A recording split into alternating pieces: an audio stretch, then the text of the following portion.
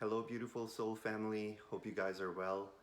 It's been a while since we last connected, and I've been out for the last couple weeks with a back injury, which I'll go deeper into the significance of that. And today, I just wanted to reconnect and give everyone an energy update and just give a brief highlight on what's taking place with the ascension timelines on planet Earth and some of the guidance I've been getting in terms of what's taking place on a collective level as well as on an individual level. So, if we tune into the energies right now, there's a lot of fear being played out. There's a lot of loneliness being played out. There's hardships being played out. A lot of people I'm chatting with on the groups and a lot of comments I'm seeing on the online forums are describing people as going through ascension symptoms, lack of sleep, heaviness, exhaustion, dehydration. So these are all symptoms of the intense energies that are playing out right now. So there's also a bit of confusion and chaos, and I feel that when we have clarity on what's taking place on a bigger scale, it can take the fear out of the equation, and it can get us back in our hearts and remind us that everything is safe, everything is as it should be, and we're progressing forward, we're not progressing backwards. So that's the main focus of this energy update, and we'll get into those topics more deeply. So, what's taking place on an energetic level on our planet right now is that we're being bombarded with supercharged photonic light and gamma wave radiations. And these radiations are coming from the great central sun. And this is a specific type of light radiation. It's a higher octave of light frequencies that are, you can think of them as programming instructions.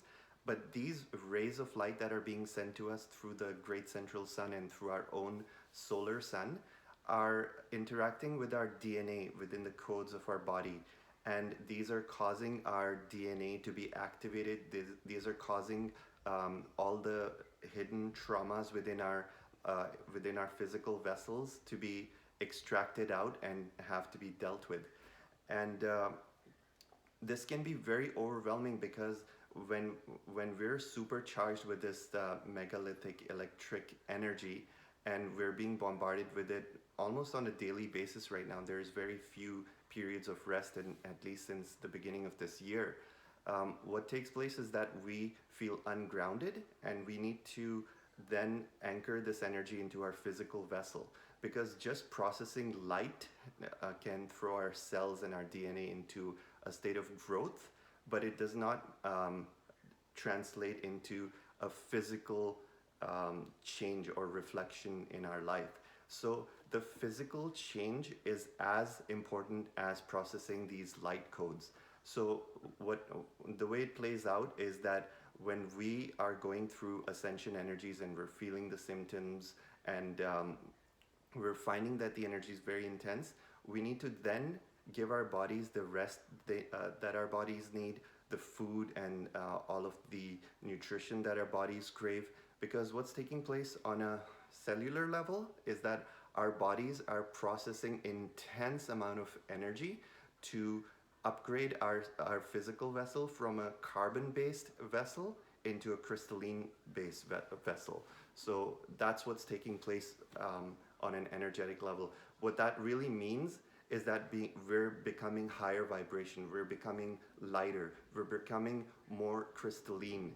And that's the reason that in the beginning of the ascension or upon awakening, a lot of people suddenly become attracted to crystals, and you'll start working with crystals a lot more. That's because your DNA is crystalline.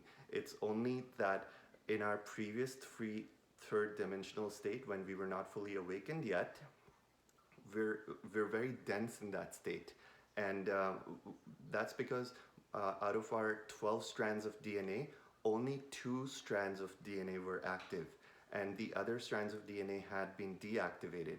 So now the process of ascension involves sequentially all 12 strands of our DNA will become reactivated and will become fully, you could say, fully actualized as the template of the Adam Kadmon being. And what is the Adam Kadmon template? It is the template of the light body of the human being when they are fully activated, with all their chakras activated, all of their kundalini activated, their Merkaba, which is another aspect of our light body, is fully functional and spinning, and all 12 strands of our DNA are fully activated. So when we're going through these intense photonic light upgrades and our DNA is becoming activated, our cells are getting triggered, we're actually morphing into something more than a human being. So technically, you might have seen these kind of things in science fiction movies, and when you hear about it in real life, your brain almost pauses and asks, like, is this make-believe? But I assure you, this is not make-believe. This is actually happening to you, to us, to humanity as a collective. So it's natural for the logical mind to kick in and doubt these things. So basically, getting back to the point, our bodies require a lot of natural resources in these phases. And what that means is a lot of our energy is going into these crystalline upgrades. So we're going to feel very dehydrated, first of all, because our bodies need more and more water than ever before. Basically, on a normal day, we should be drinking 8 glasses of pure spring water. And I'm not talking about the fluoridated water from the tap, because that contains all kinds of toxins. So do your research and subscribe to clean source of drinking water, and we need to almost double our consumption of water. So instead of 8 glasses on a normal basis, we should be upping that to 16 glasses these days because of the intensity. And what happens is, if you notice, many people may know this, others may not, that electricity travels very quickly through water. If you ever have a wet finger and you stick it in an electric plug, you'll know what I'm talking about, but don't do that, please. So water is a conductor of electricity. So a lot of the energy that we're getting from the great central sun is electric in nature. And when we're dehydrated, the energy clogs up in our bones, in our ligaments, in our joints, in our muscles, and nervous system. So when we're hydrating our bodies very well, it means we're able to conduct energy very well, and we can run energy through the body much more easily. So this is a very common reason many people feel adrenal fatigue. Many people feel fibromyalgia or extreme pain in the joints and the muscles. It's because the energy simply is clogged in your body. You're trying to process like so many kilobytes worth of energy, but they're getting stuck in places of the body where there's either emotional blocks or physical blocks. And the easiest way to remove these physical blocks is drinking clean, pure water, and lots of it. In addition to that, we need to increase our intake of raw fruits and vegetables. But for the most part, you want a diet that comes directly from earth and is fresh, organic, and rich in nutrients and minerals. So one of the things that's taking place right now is that souls that are currently incarnated on the planet are processing a lot of karma, and in some cases we're processing lifetimes worth of karma. And many people ask, why are things so intense on the planet right now? And that's one of the reasons why it's so intense, is because to give you a bigger picture, Earth is going through a phase of our galaxy known as the Photon Belt, and because of that, we are in an accelerated evolution energy. That means in the current energy, we have the opportunity to process thousands of lifetimes of karma in one life. And this is not an exaggeration. For people who are in the know and know how these things work, like myself, I'm like taking advantage of this, I call it like an escalator to heaven, because I can just enjoy the ride and I have so much added support. So we are able to process so many lifetimes worth of karma that many souls from the galaxy jumped at the opportunity to be on Earth in this given period, because these kind of energetic configurations, which is the dawning of a new age and the ascension of a planet, happened like after thousands, hundreds of thousands of years. So this is a very rare opportunity, and it's like a gateway or portal that's only open for the next 100 or 200 years. But within this time period, we're going through an accelerated phase as Earth upshifts into the new age or the golden age. So it does come with a challenge, it does come with a commitment, because just simply signing off to process hundreds of years, hundreds of lifetimes worth of karma can be a very daunting task, even for the very brave souls. So what takes place is that in a normal lifetime, we're maybe here to learn or master 3 or 4 lessons. But in an accelerated lifetimes, that could increase to hundreds of lessons. So that's one of the reasons that you're going to see friction in all aspects of your life, and things get very challenging, but it does not have to remain so for the rest of your life. Once we process this karma, life becomes very easy. All we need to do is master the core lessons and move on. The difficulty or the challenges occur when we start resisting the task at hand, or we start resisting the lessons at hand, and we start projecting them to other people.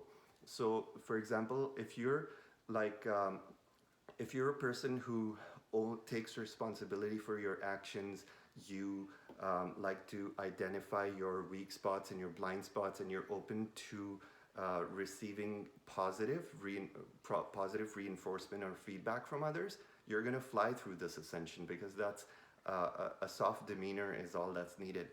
But if you're going to be stubborn, if you're going to be stuck in your ego, if you're not willing to let go of your bad habits, or you just want to shift the blame onto others and just throw a tantrum per se, then it's going to come back to you. There's nobody else that has to clean up the mess. It's us. So we're all responsible for all the issues that we brought into this life. And I also sometimes hear people saying, well, maybe after I die, all my problems will be gone. I have some bad news for those people. That's not how it works. When you die, you take your problems with you. So it's not a positive way to think to begin with, but there's no exit strategy either. Otherwise, why wouldn't we all want to die and finish our lessons? We're simply going to take all these karmic patterns that we're holding, and we're going to shift them into the next lifetime. So currently, whichever challenges we're manifesting in our lives, they have been created by our higher self to teach us certain deep divine lessons. And it is up to us to process these lessons, or be in resistance and let them play out and let life get more difficult. So you will be pleased to know that we have an exit option in this case, because we are truly the creators of our reality, and the more we learn how to navigate the control center of our life, the more we know how to invoke contracts or exit out of contracts. That's the key. So basically, all the karmic contracts that were decided at birth are not carved in stone. They're not etched in stone. We do have a chance to renegotiate our contracts when life gets too difficult or too challenging. And it is a very common trait for souls to underestimate how difficult life is on Earth. Because when we're doing a life review with our guides before coming into this physical body, we're in this energy body, we're able to travel at light speed, we're able to manifest anything we desire instantly. And we think, hey, you know what? If I need to build Rome in a day, I'll do it. But that's not how things work. When we actually come into density, when we come into a physical body, we realize how difficult or challenging it is to manifest in 3D. And there's also a reason for that, which I'll get into later. But if we're at a point in our life where the odds are stacked against us and we don't think that we can make it for the whole list of things that we came to accomplish, it's okay to want to renegotiate. And the way we do that is by calling upon the High Karmic Council, which is a board of ascended masters led by Saint Germain. And the High Karmic Council is the one that reviews everybody's karma. And currently, humanity is coming to the end of the karmic cycle. That's one of the reasons also that we're getting over all of our karmic lessons and debt at this time. So we can invoke the High Karmic Council and say, listen guys, whatever language you want, you don't have to follow a certain protocol. You can speak to them as a friend and say, dearest Saint Germain, these are the challenges that I am currently facing in life. They're getting a bit overbearing, and I ask for the High Karmic Council to review these challenges and to lessen my load. And also, in most cases, these are very loving beings, so they will not reject, or they will not simply tell you to go fish. They're not here to want us to. They don't want us to see us suffer, and they want to make our lives easier.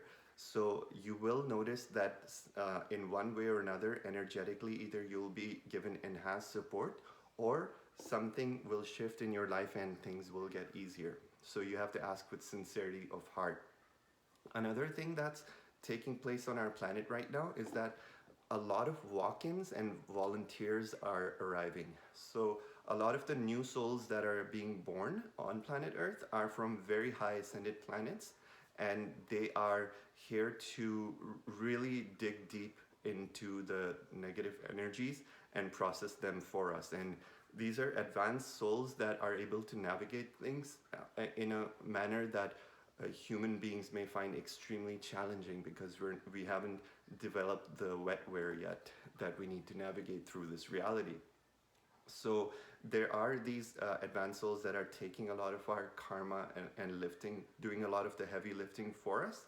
And there are also volunteers who have inserted them into ancestral family lines and have been kind of detoxing the DNA of that ancestral karma for the entire family. So many light workers who find themselves isolated in families, or you feel like you're the odd one out and you don't belong in the family, this is the very reason for that.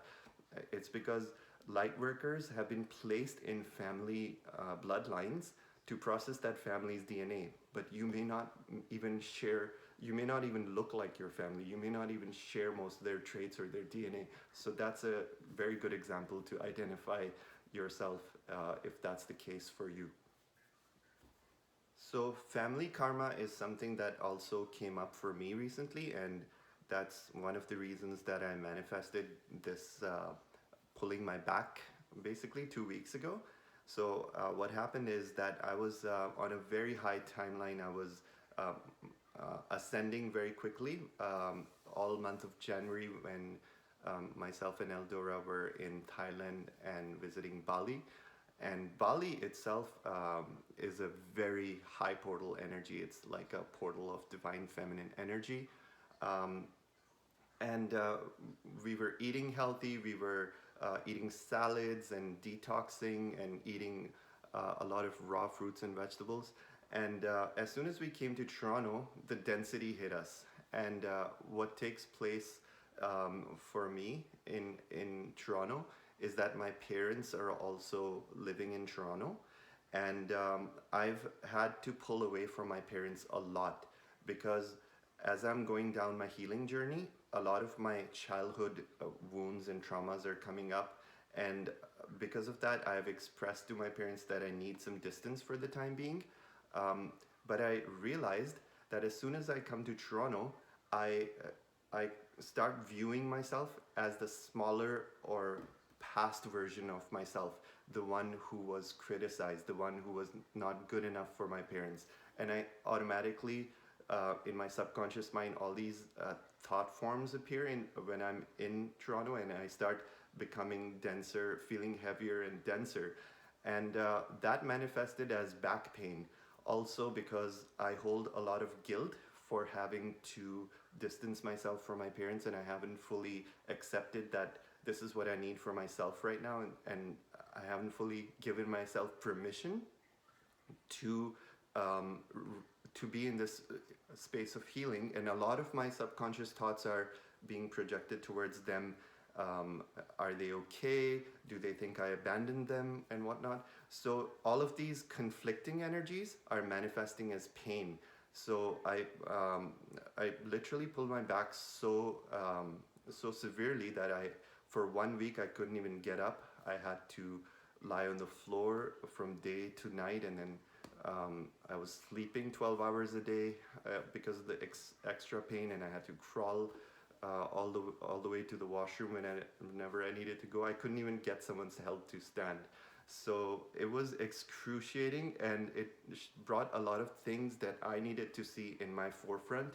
And I've reached out to a lot of healers uh, to get outside perspectives of my blind spots, and I've committed myself to working on those things and looking at them and processing these things that I wasn't fully aware of before. And I'm letting go of a lot of these heavy, dense energies of guilt, and also the past programming of the way my family used to see me. So this is bringing me to my next point, is that family karma runs so deep, it has its roots so deep, that sometimes it's very difficult for us to even compute how we're going to process all these things that are generational. And the current ascension process is such that we cannot just work on surface issues anymore. We have to cut deep to the core issues. And the core issues are so thick like molasses that it's going to take a lot of work. It's not something that we can accomplish in a few weeks. So sometimes that requires us to look for our own space away from our families or away from the people we grew up with. And sometimes that may mean that our friends who we were okay with, who we resonated with until a certain time, and then we awakened, those friends still see us the same way. So you may have changed, but they don't know that. They just think you're behaving weirdly and you're not interested in the same things anymore. So it becomes very important for us to not try to hold on to old karmic ties and these friendships, because honestly, once we change, we need our own space in order to grow. And many people are afraid of being alone and lonely, so they hold on to old relationships, and they have trouble letting go of things that are familiar because that's your support system, and that's totally understandable. But you need to be aware when your support system is becoming your limit, when it's becoming your tether. Because if your family is not supporting you, as was in my case, I couldn't speak to them about anything that was real. I just had to talk about surface things, and that's not me. It suffocates me. So if I cannot be myself and I'm being tethered by the subconscious pattern of my family, then I'm going to put myself first and create the space that I need to ascend. Because for me, if I'm not focusing on what I need, then I cannot serve anybody else. See, society teaches us everything backwards. Society will teach us that we need to do for others before our own needs. We need to take care of our neighbors. We need to take care of everybody's needs. And it's selfish to want something for yourself. So this is just a control mechanism, and this is a completely false teaching of society to kind of keep us small, because everything stems from self-love, and it is the ultimate form of self-love to give yourself the space that you need to grow. So my intention was for this to be a relatively short video and not go on for too long. So just to wrap up, I want to leave you with the thought or the idea how we view this ascension really depends on which perspective you're looking at. Everything's happening on the same planet, but there's one group of people who are in the third density who are looking at everything from fear, and there's another group of people who are looking at everything through excitement, and these are people who are working on themselves, and they're able to take charge of life, and they're creating their own reality. And such souls are either already in the fifth dimensional consciousness or very close to realizing that or achieving that. And just to shed light on this topic, the fifth dimension level of consciousness is simply a, a way of perceiving the same world that everybody else is perceiving. It's simply that you've let go of your blocks. It's simply that you've worked on your limiting beliefs, your blind spots, and you're able to objectively walk through life in a state of surrender and acceptance and gratitude and humility, and you have love for everybody. So when you're exuding these very high vibrational frequencies, your universe is going to match your frequency. And currently, Earth is surrounded by a crystalline grid called the Christ Consciousness Grid. And this crystalline grid came online sometime around 1987. And because of this crystalline grid, we are able to manifest our positive thought forms and things that we desire much more easily. So many people who are stuck in the third density and they're wanting to they're wanting their life to get better or easier, but they're not able to get out of their certain circumstances which may be challenging for them. The reason is because they're still stuck in the ego. So the primary I would say prerequisite, it really is a prerequisite, you cannot skip past this, is that you have to be able to identify all aspects of your ego, and you have to be dominantly led by your higher self in order to experience a fifth dimensional reality. There's simply no shortcuts around that. So how do we identify the ego? That's a huge topic in itself, and I'll definitely go deeper into the ego in a separate video. But just to give you a gauge or a quick way to determine whether you're operating from the ego or the higher self, is the ego will always look outside of oneself, and the higher self will always look within. For example, if you're looking through life through the eyes of victimhood, you're in your ego. If you're saying, why is life so easy for those people? They have this and this and this, they have the money, they have the resources, they have the job, or they have the perfect relationship, so it must be so easy for them, and I have all the challenges, it's just my luck. If you're looking at life through that lens, then you're going to suffer, because you're still in your victimhood, you're still in your ego. And we have to remember that everything that is created in our reality is simply our own doing. Until we take charge for creating our reality, we cannot really create the reality we desire, can we? We cannot say, my life isn't good because it's somebody else's fault, but I want this kind of life. So how are you going to do that when you haven't even taken responsibility for what's there today? The reason there are challenges today is because your higher self has placed them there. In other words, that's you. That's a higher version of you. And your higher version of you wants to meet with your physical you and merge and co-create heaven on earth.